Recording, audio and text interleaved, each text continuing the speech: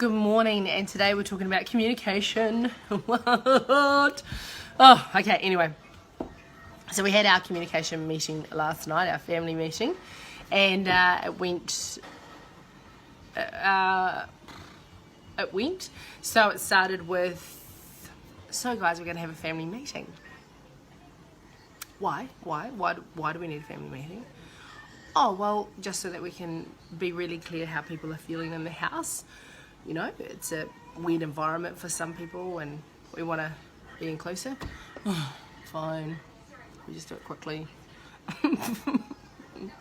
Yes, we can do it quickly, children. Anyway, so we had the family meeting. How, is everyone happy with how things are going? Yep, totally happy. Yep, no, everything's good. Yep. Okay. One thing that you're grateful for? Do I have to? Yes, you have to. One thing you're grateful for, fine. Peter butts in with, well, I'm pretty confident everyone's grateful for me. And I was like, oh my gosh. I mean, I was like, yes, I'm grateful for Dad. I'm like, okay, good. Somebody mentioned that they're grateful for Wi-Fi. I was like, okay, good. This is a good start, team. Anyway, so anything we're not happy with and that we think could be done slightly differently? Oh, no.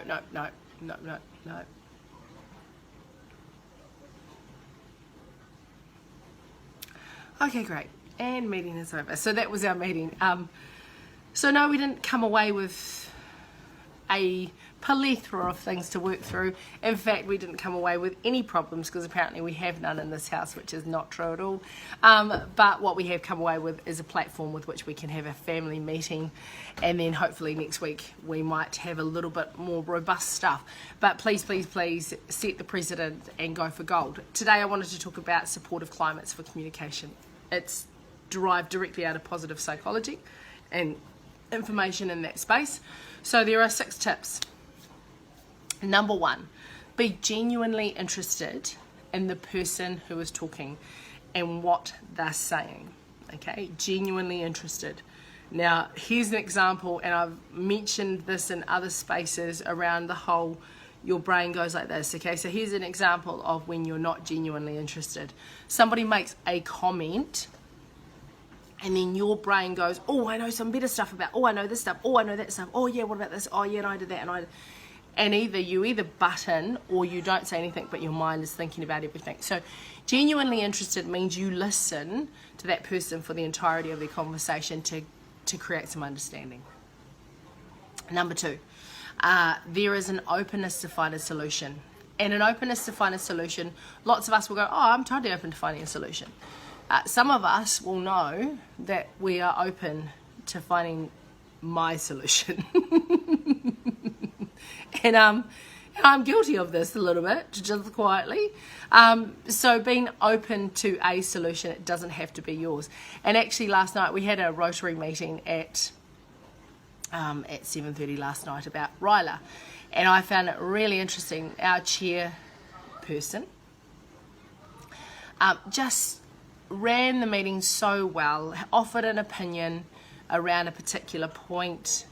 A couple said, agree, however, here's this. And there just wasn't any emotion. There was, okay, cool, well, let's just consider that as a new thought. And it was just really well put together and well executed in terms of genuinely wanting to find understanding and then being prepared to be open to problem solving, not necessarily his solution to the problem. And I found that I actually walked away from that meeting thinking, wow, he's such a good chairperson. And I'm sure you've had experiences where you've seen somebody helping a group get to a solution without it being driven by 1 or 2 people, and equally you would have seen a group get to a solution where only one person's opinion comes through, or maybe 2. Okay, so openness to find a solution. Respect and politeness. Now this is about equality, and look, I'm not saying in a world like we live in today that there isn't equality. Gosh, what do you mean there isn't equity in this world? Well, there'll be an inequity of power just by the mere fact that you'll have 5-year-olds that you'll be having this conversation with through to 55-year-olds potentially. So respect and politeness is incredibly important during this period of time for every person in the house. And it might mean that you take extra time to help the 5-year-old or the 2-year-old. Like for us with Isla, we're really having to work hard to communicate well with her and to try and help her to understand life here that's different to the way her life was, okay? So respect and politeness for everyone, equality. Number 4 is worthy of affection. Now this is an empathetic part to this supporting a great climate for communication. And when we talk about worthy of affection, it's worthy, you're worthy of affection, and so is that person. Because remembering our own internal dialogue and our own internal conversation with ourselves often plays a huge part in how we communicate. Because our self-esteem is built into the way in which we communicate with others. I'm not going to get into that today. That's a whole nother video.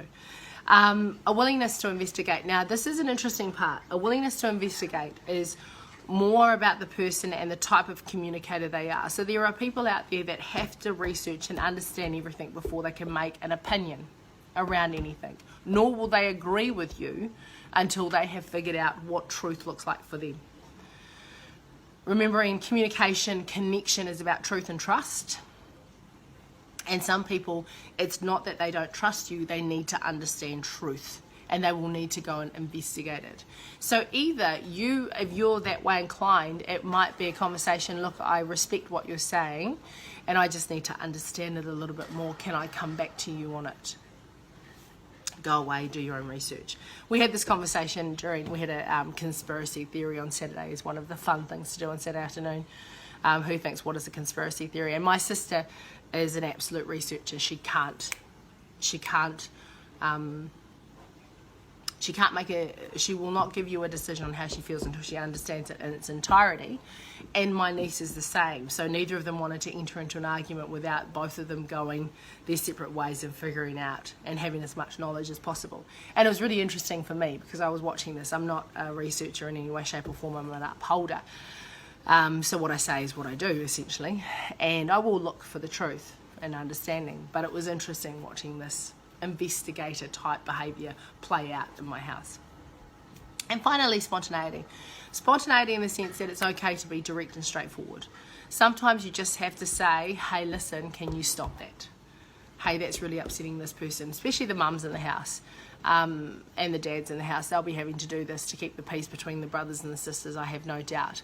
And I saw some funny posts where people were saying they were having World War II and they were just letting them go for it.